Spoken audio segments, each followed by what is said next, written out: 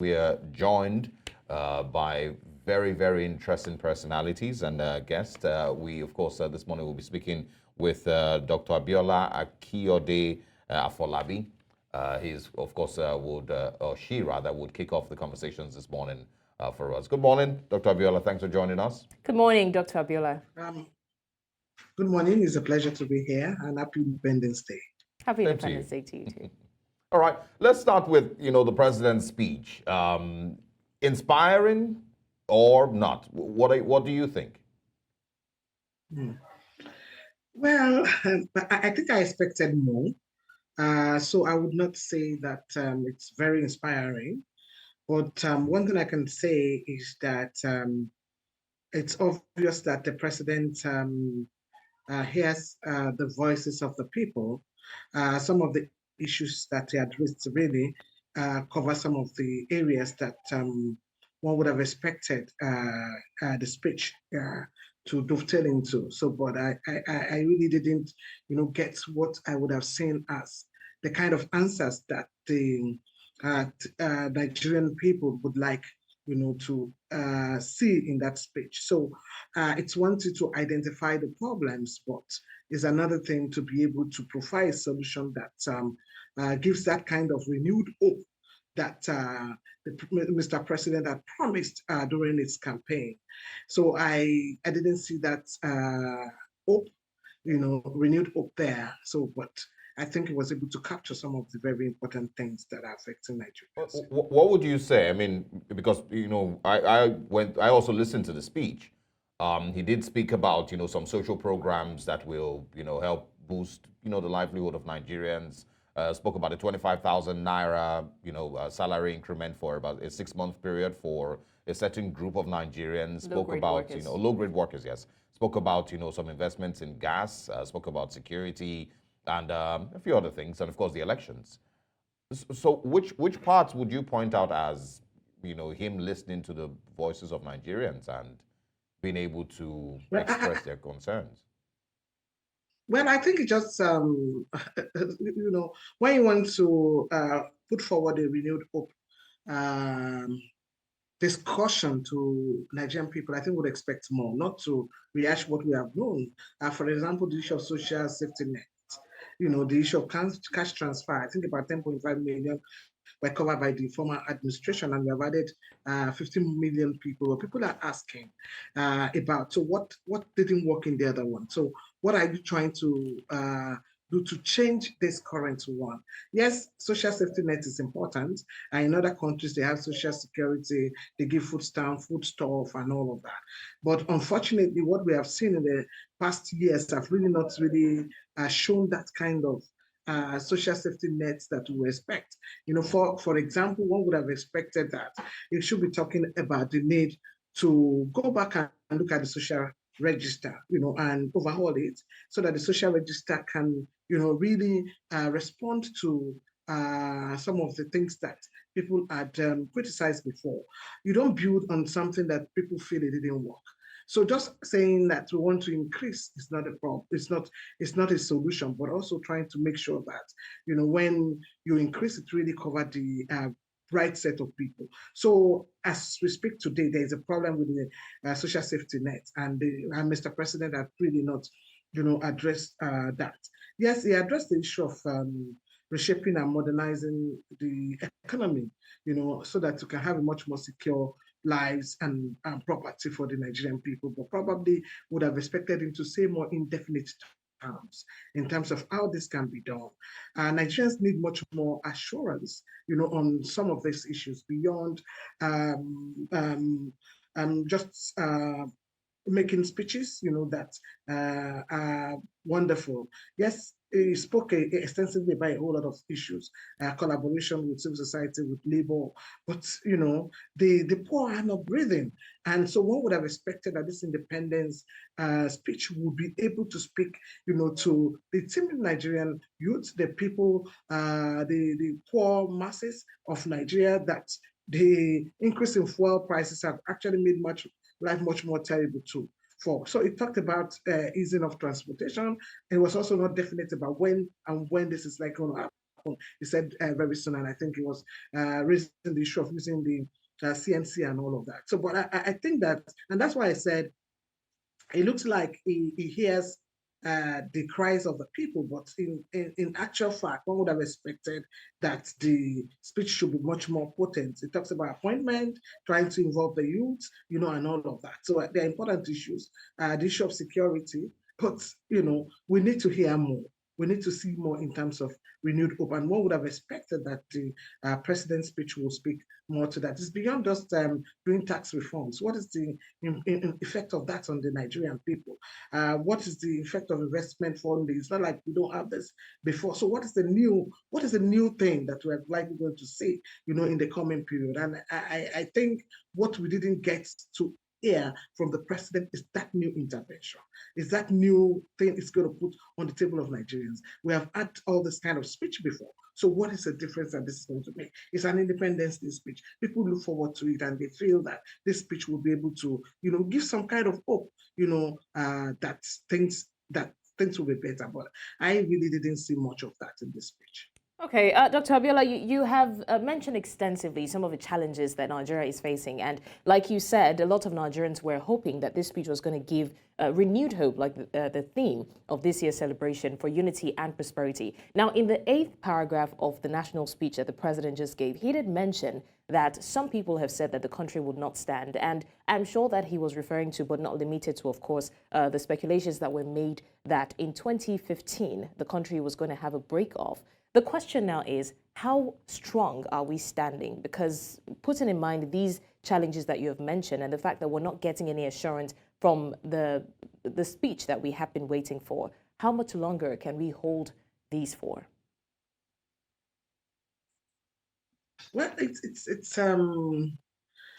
I am aware that the IPOB had declared stay at home tomorrow. Today, I think starting from today for like about 1 or 2 days. So that's an issue. So meaning that we have not gotten to the level where some of these discussions are put on the table. And I thought that yes, there's a lot of conversation around the issue of unity of Nigeria, the need to be together and all of that.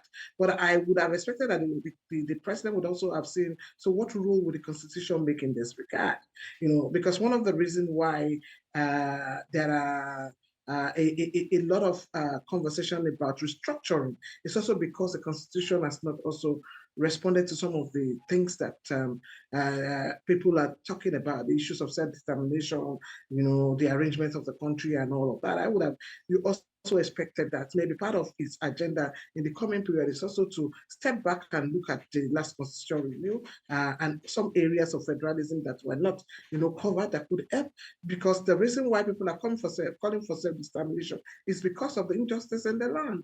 It's because some group of people or some region feels that they are not, adequately, supported in the government. And one could also see a lot of that already, happening. There's quite a number of Southwest people that have been appointed here and there. And people are raising the issue whether Mr. President is sensitive to the fact that the country is geopolitical and that there is a need to do more. So he talked about those appointments, but one would have expected probably more. Because those are the questions that civil society organization development experts are asking in terms of how is Mr. President's appointment also covering, the field in the country. And one, I would say that I didn't see that equity in some of the appointments that he has made. And I would have expected that when it's talking about making more appointments, such, conversation should be. And those are the issues that can impute on dignity, unity, of the country. It talked about the CBN and it talked about the restructuring that is doing at that level. Yes, everybody agrees that there is a need for that kind of economic rejuvening to happen at that level. The country is in a total mess. $1 is 1,000 and it's going up by the day. And one cannot really say in the coming period what we are going to have.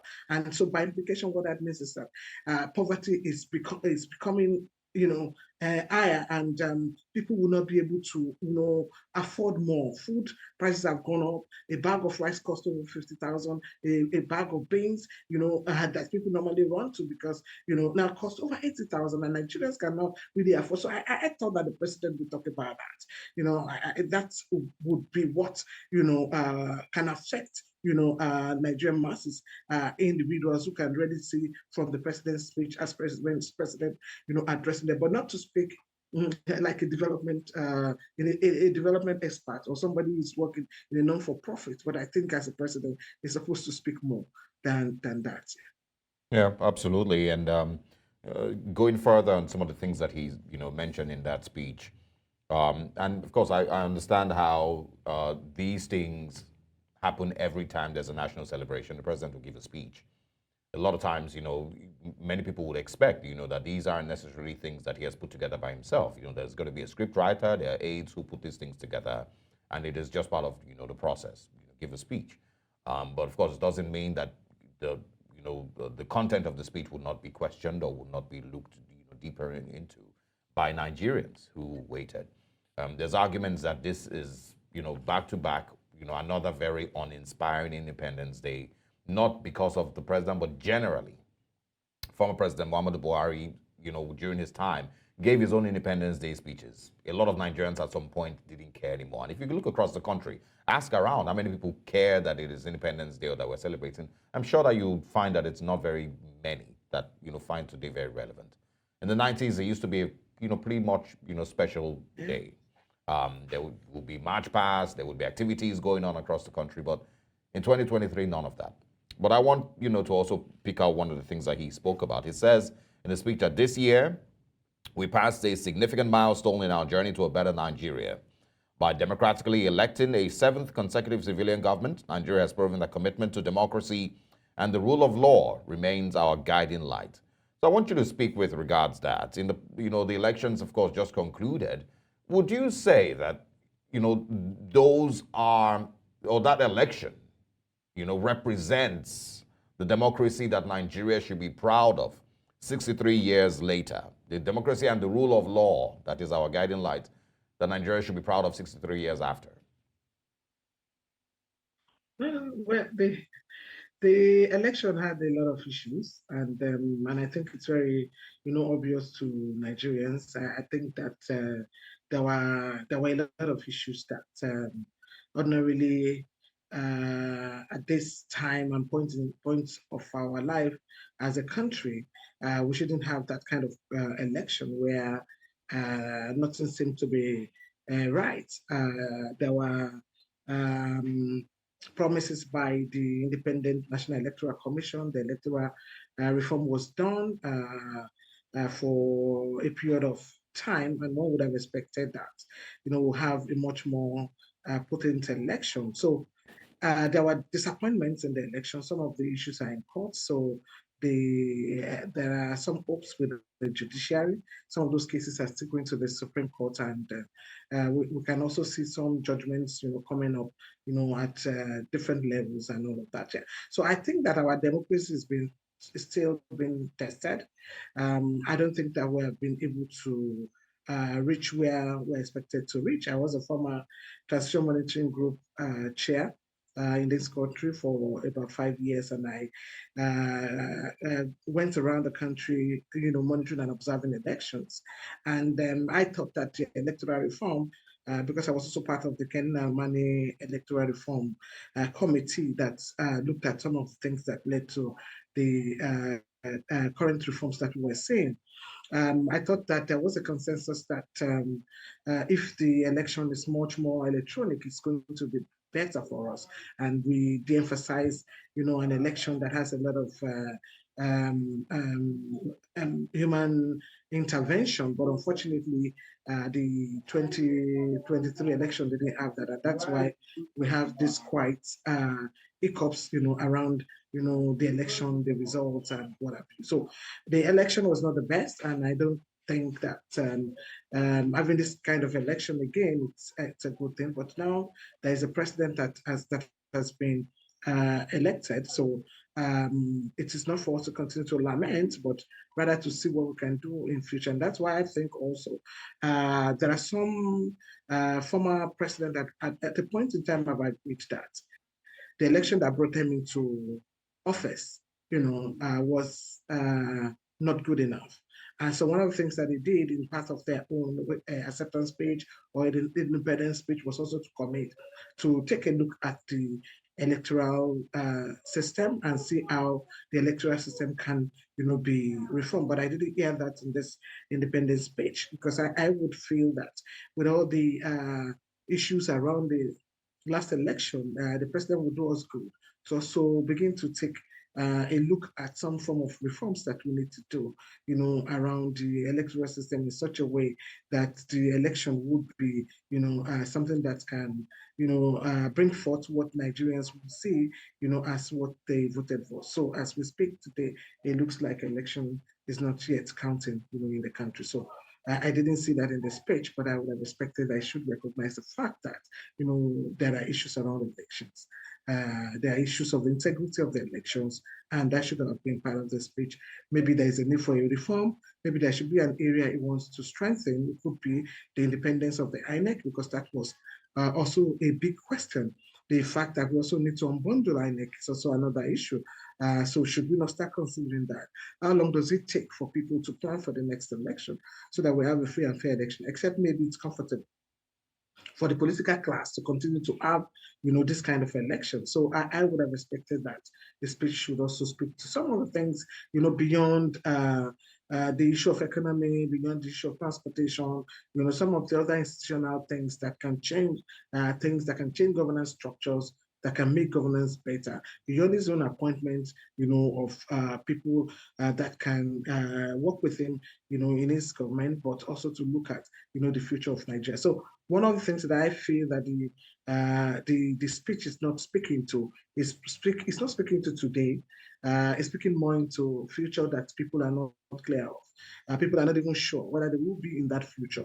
Because if you don't have food, if you don't have money in the pocket, if you cannot pay your children's school fees, so what future? What future? So people actually want the president to speak about how do we make today comfortable so that people can then look forward to the future that we're talking about. Nigerians cannot wait. And so what I am seeing is this page is that the president wants us to wait, but it's obvious that Nigerians cannot wait, because we don't know how many of us, will remain to see that kind of future that he's talking about. So we need something that is practical, that is speaking to our today. Then we can speak to our tomorrow. All right, thank you for that, Dr. Abiola. I mean, thank you for mentioning that. And hopefully, Nigerians will get what they're hoping for. But before we continue the conversation, we also have joining us Professor Daniel Chukura, who will also help us understand better some of the things that the president said, his speech in context. Thank you for joining us, Professor Daniel.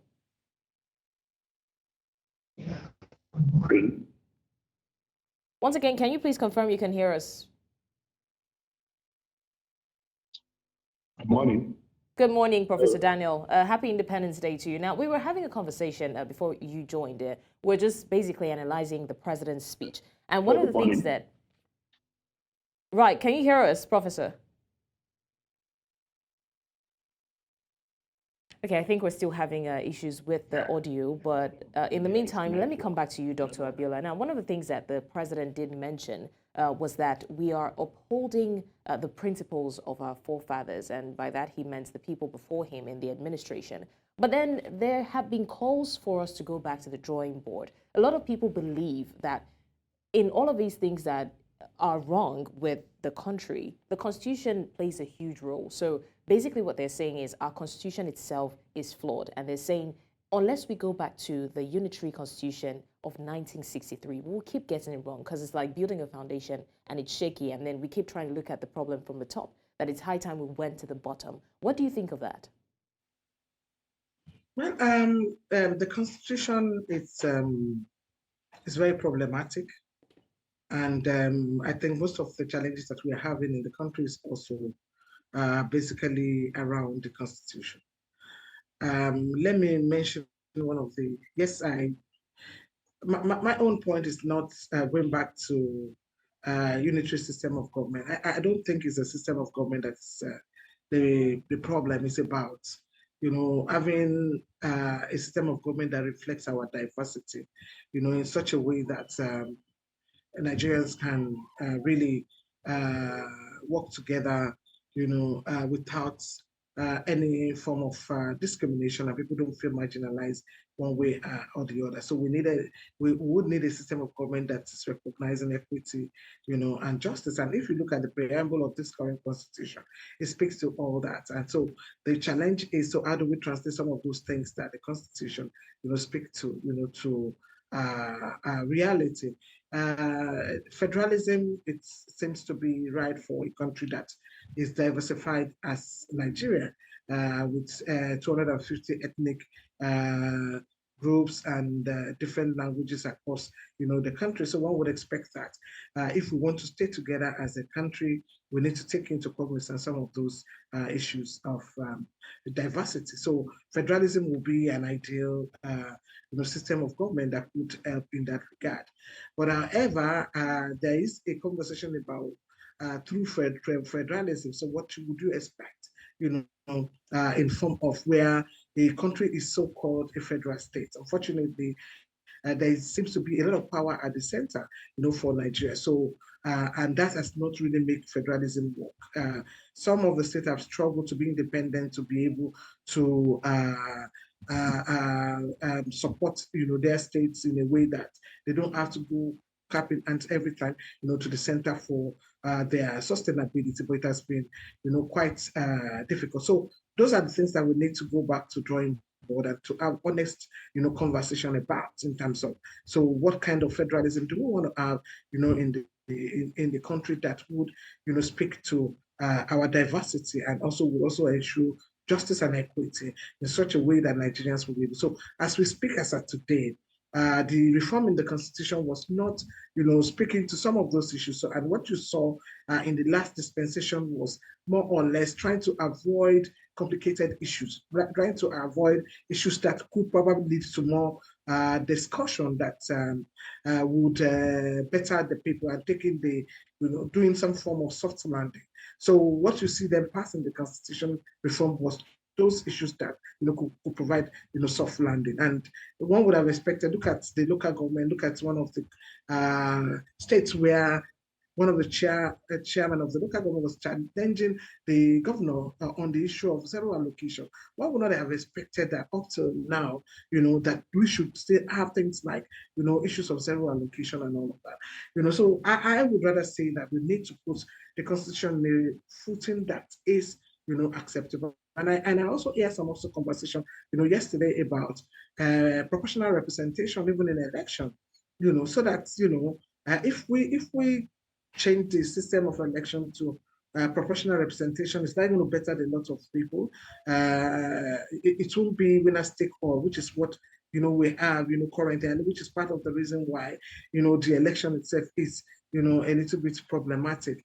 Then I also feel that there are some part of the constitution. When we look at the South African constitution, one of the things that have also made it work is how they have integrated socio-economic rights within the constitutional context. So you can see people also can hold, government accountable when some socioeconomic issues are not resolved. But unfortunately, what we have in our current constitution does not, allow for that. It doesn't really allow much for people to be able to ask questions, because the chapter 2 of the constitution does not, allow socioeconomic right to be justiciable. So we cannot hold the government accountable on the issue of education, on the issue of, and these are issues that are very germane. And there's no governance when people don't have good well-being, health, when issues of poverty is not resolved, and all of that. So the socioeconomic bit of that constitution needs to be activated in such a way that, Nigerians can have a list of life. So you would have, what you can use to, raise issues around accountability. And that's what you saw happening in a place like South Africa. And that's why people can challenge issues of corruption without, saying issue without, being intimidated, before they raise, such issues. So there are quite a lot of issues in the constitution. Of course, the issue of gender is also there. The women were in front of National Assembly, raising the issues around the gender bills. They need to incorporate, some of the issues in the constitution. And those issues were none of them were even considered. So you can't have a constitution that does not reflect the aspiration of its people, that does not speak to the people or speak to their lives, and dignity. The women were of the opinion that issues of citizenship is not defined, and it's not only defined for women, and even to some other Nigerians, women were of the opinion that there's a need for affirmative action. In other countries where there has been some kind of improvement, like in Rwanda,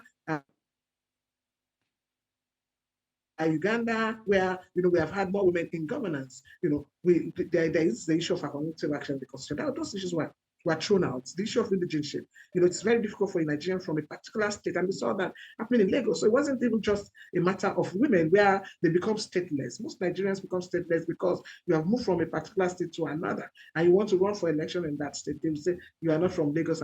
So these are fundamental issues, that is affecting governance structure, and we saw all that play out in what brought the president into presidency. And one would have expected that the president will sit back, look at some of those issues, and then bring those issues to fore in this independence. People were very hopeful in terms of what this will speak of.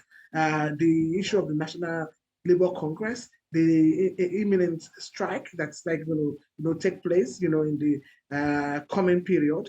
People thought Mr. President would be able to speak more on that, but not to say we are in conversation with the NLC. At this point, it's not about conversation. Yes, the president spoke about the issue of increasing civil servant funds, by 25,000 naira. But even if you add that to what is the minimum wage now, so to what extent would that be able, to support people who have to pay 800,000 for their children in higher institutions, or who have to pay more money in the university currently. Some universities are asking for 400,000, and you ask yourself, so if you put that together, so can the poor really breathe? So those are the kind of thing that I would have expected from the president's speech. Yes, on the issue of the constitution, I still feel that we'll still have a lot of conversation that we need to make. I think in 2015, the National Conference came up with some very important issues with the issue of Nigeria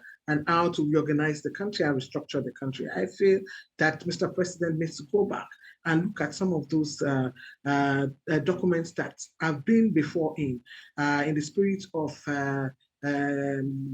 making the country much more, better for Nigerians. We have had the 2015 National Conference report. We have had the waste report. These are very important reports that I think that Mr. President needs to look at, and used to put the country forward. Yeah, absolutely. And great that you mentioned the waste report, the 2015 or 2014 confab. Yes, but we also had, President Buhari, be there for 8 years and ignore those things completely.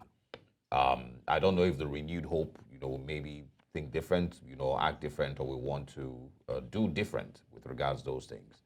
I'm sure a lot of people do not expect, that they will do different. But before we have you go on, let's quickly try once again to speak with Professor Chukura. Okay, well, while we're trying to reconnect with him, would bring him in a bit. I also saw that you've posted on your Twitter page not long ago, complaining seemingly about the quota of women in President Tinubu's government. It says here that it would be irresponsible of the government not to do what is expected to be done, especially because the government is also leading ECOWAS. So that's also something that is maybe, it still needs to be checked. I want to ask you, as a Nigerian, do you genuinely believe that the current administration will be able to and is going to fix some of Nigeria's biggest challenges? And if we could name a couple: security, electricity, infrastructure, and a ton of others. Do you believe that the current administration will? Because yes, they can give speeches. But as a Nigerian, do you think that in the next 4 years things will be better? Maybe in the next 8 years. Well, I wouldn't say I believe. I think we have a huge problem. And it's not about Nigeria alone, and I need to say that clearly. I saw yesterday that US says the US government is shutting down. So there's a problem, there's a big problem globally.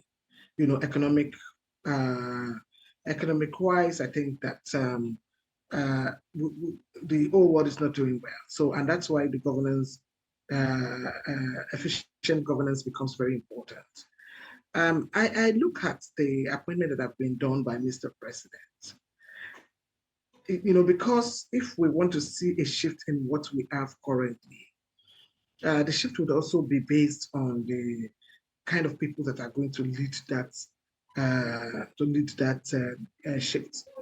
I am not sure whether while making the appointment, the president actually looked more at people who can really deliver, you know, the people, but rather maybe to me, it looks like the president was trying to um, curry some of the supports that have been given to him by some people at different times. I don't think this is the time for that kind of appointment where we're not sure whether the person has competency to be able to lead the people. Uh, One of the things we saw was recently was also the Honorable Minister for Women Affairs and comments and all of that. And just use that as an example, which shows to a large extent that is probably not even clear about, you know, some of the gender equality issue. And then so you ask yourself, so how can that drive anything? So, and so if you look at some of the appointments, some of those the people that have been appointed would not seem to me as the right set of people. So, and if we don't have the right set of people in terms of people who can advise, you know, Mr. President, and can also put forward some of the what you would expect, you know, to be done. It will probably be very difficult. You see some of them who probably who have good experience before. You can see the way they started running immediately. For example, the FCT minister, you can see a lot of things that is trying to do there, and all, but we can't say that much of quite a number of them. It's taken like about some few days now, almost like 60 days that they've been there, and you really can't really see whether they have been able to find their footing. The country needs someone who is ready to move, who is ready to make that change, you know, possible and work, you know, immediately. And there seems to be a lot of removal of this, removing one appointment or the other. So it looks like those appointments are being done in the context of supporting the current political system, and anything that is done to assuage to curry the current political system is not for Nigerian people. So I feel that the president probably got it wrong, you know, at that point.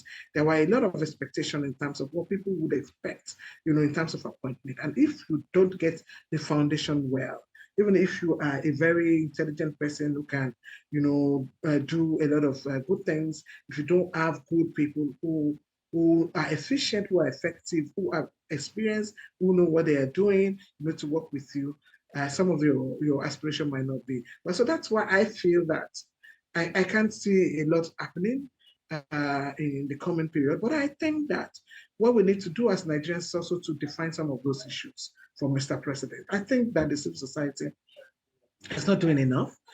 I think that there's a need for us to begin to hold the government accountable. We can define the country the way we want it. The president is a president for the people, so we could ask and we could make demands. And I think that it's that accountability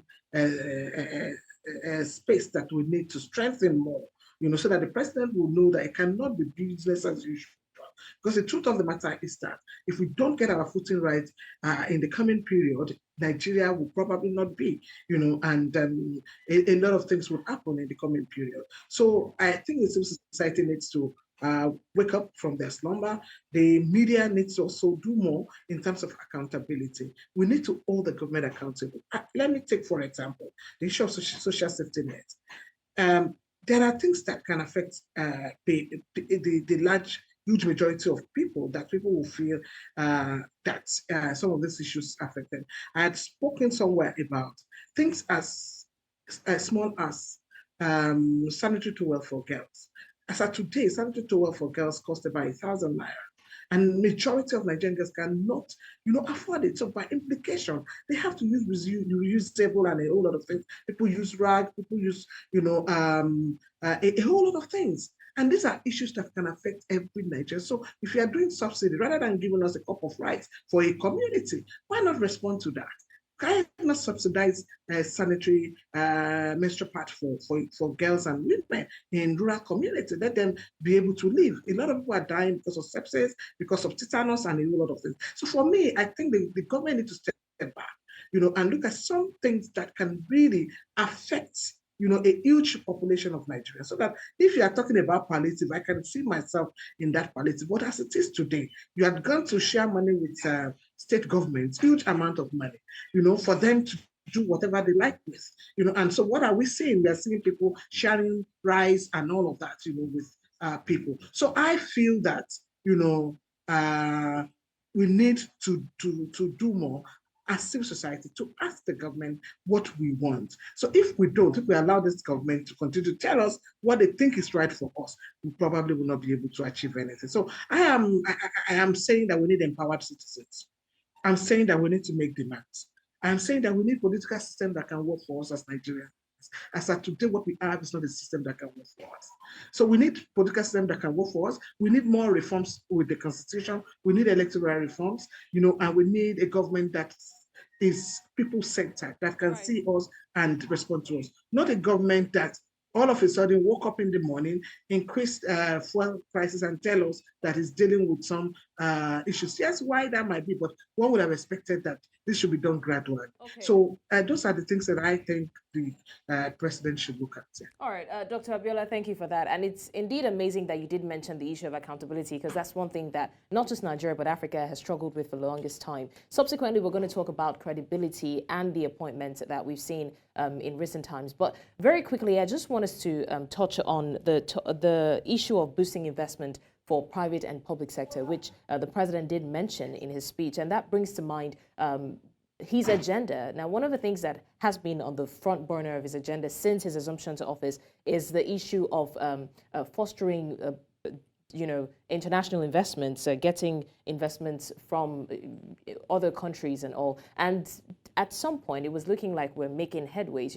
We got this exciting news about partnering with certain countries, the lifting of the visa ban, which at some point was kind of controversial. And then, but we still got some promises from other countries and all. I just want to ask, is it possible that in the foreseeable future, we're going to have a good basis for relationship, interaction, and most importantly, investment from other countries that will help us in both our private and public sectors in the country? Well, it's quite possible. However, but there are things that we need to put in place for us to be able to have that kind of investment. Nobody wants to invest in a country where you are not also sure of the likely economic dynamics that you are going to see, that you probably project $450, and then you come into the country within a period of 1 month, it became 1,000 to $1. So there are things that we need to put in place before we can attract investments. We have seen quite a lot of interest in Nigeria in terms of people who want to invest, countries who want to partner, countries who want to invest in the country. But there are a lot of things that need to come to for our security system, security architecture need to be redefined and reformed in such a way that anybody who comes into the country, would be able, to feel comfortable to do business and know that your business is going to thrive for a period of time.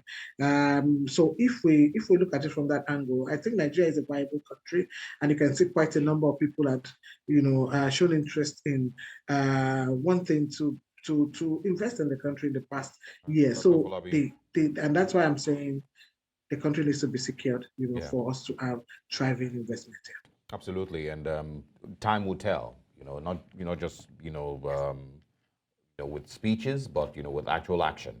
To set the country on a pedestal. Where other countries will be willing to bring that foreign direct investment. The world is moving on in a really, really fast pace, and Nigeria seems to be getting left behind. But Dr. Afolabi, or Abiola Akiyode-Afolabi, thank you so much. We did enjoy speaking with you. And once again, happy Independence Day. We wish you a very interesting celebration today. Yeah, happy Independence Day too. And thank you for what you do.